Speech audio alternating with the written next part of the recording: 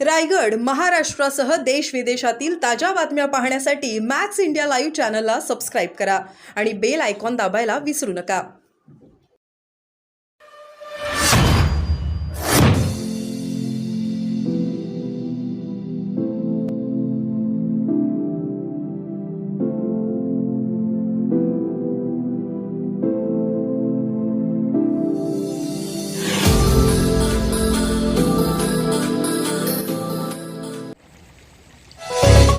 फ्रंटचे पण घ्या रस्त्यावरती.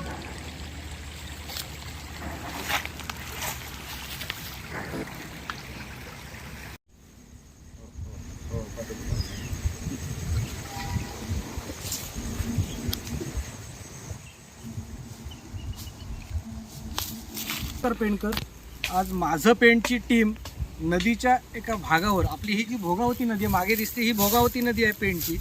आणि आपण इथे का आलेलो आहोत? पेंडकरांना जे घाणेरडा पाणी पुरवठा होतोय त्याचं वास्तव उघड करण्यासाठी माझं पेंडची टीम आज इथं पोचलेली आहे.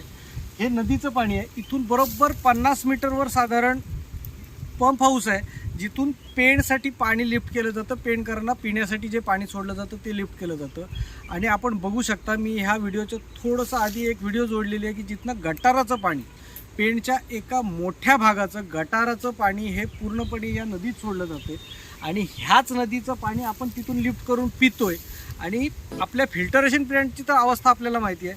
यातून 2 गुन्हे घडत आहेत. एक म्हणजे पेंडकरांना अतिशय घाणेरडं आणि थेट गटाराचं पाणी पुरवलं जातं आहे. आणि पेंडची जी आपण ज्या नदीला देवाचं स्थान दिलेलं आहे त्या नदीमध्ये घाणेरडं पाणी पुरवलं पोचतं आहे. नदी घाण होते, जलजीवन घाण होते. आणि महत्त्वाची गोष्ट, ही जलपर्णी जी आहे ही गटाराच्या पाण्यामुळे जलपर्णी तयार होते.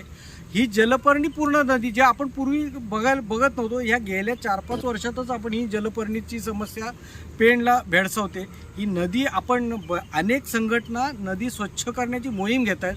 पण माझं म्हणणं आहे की माझं पेंडनी जी मोहीम घेतली, गणेशदादा आज नेतृत्व करत आहेत त्या टीमचं, सूरज त्यांना मदत करत आहेत, सगळी टीम त्यांच्याबरोबर आहे. नदी स्वच्छ करण्याच्या ऐवजी नदी घाण करणं हे थांबवलं पाहिजे असं आम्हाला वाटतं.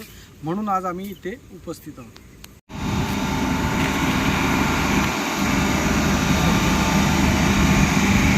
ओके, हीच ती जागा आहे जिथं जो गटार येऊन या नदीला मिळतोय. आणि तिथून अवघ्या फक्त 50 मीटर अंतरावर हे पंप हाऊस आहे. आणि ह्या पंप हाऊस मधून हे जे पाणी आहे, हे गटाराचं पाणी लिफ्ट केलं जातं आणि हे आपल्याला प्यायला मिळतं.